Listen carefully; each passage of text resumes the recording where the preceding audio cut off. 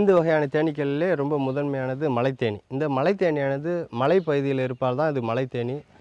மலைகளில் மட்டுமல்ல, பெரிய பெரிய தண்ணி தொட்டியின் அடியிலே 3 மாடி, 4 மாடி அரசாங்க கட்டடத்திலே அந்த சன்ஷேட் என்று சொல்லக்கூடிய அந்த ஜன்னலுக்கு வெளியே நீட்டிக் கொண்டிருக்கும் அந்த சிமெண்ட் தளங்களிலே இந்த பெரிய அடையை கட்டக்கூடியது இந்த மலைத்தேனி.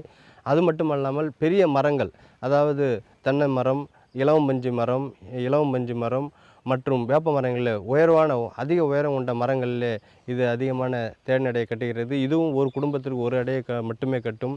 ஆனால் இன்று உலக அளவிலே சந்தையிலே விற்கக்கூடிய தேன் அனைத்தும் மலைத்தேனியிலிருந்து எடுக்கப்பட்ட ஏறக்குறைய 80% அதிகமான தேன் இந்த மலைத்தேனீக்களின் கூட்டில் இருந்து மட்டுமே எடுக்கப்பட்டது.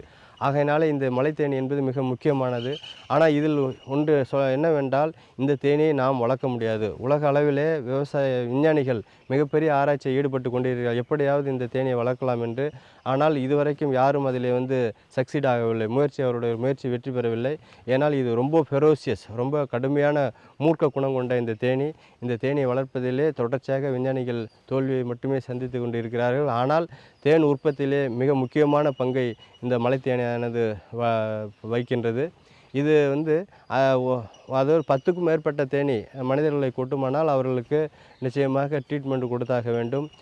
ஹாஸ்பிட்டலில் அட்மிட் பண்ணக்கூடிய அளவுக்கு ஒரு பயத்தையும் சில நேரங்களில் இறப்பை கூட ஏற்படுத்தக்கூடிய இதாக இருக்கிறது. ஆனால் விவசாயிகள் இந்த தேனியை பார்த்து பயப்பட தேவையில்லை. சிறிய நல்ல புகையை போட்டாலே இந்த தேனீக்கள் கலந்து சென்றுவிடும். ஆனால் விவசாயிகள் அன்று இந்த தேனீக்களை களைப்பதற்கு பூச்சி மருந்து அடிப்பதும் எரிப்பதுமாக இருக்கிறார்கள். தேனீக்களை எரிப்பதோ பூச்சி மருந்து அடிப்பதோ செய்யக்கூடாது.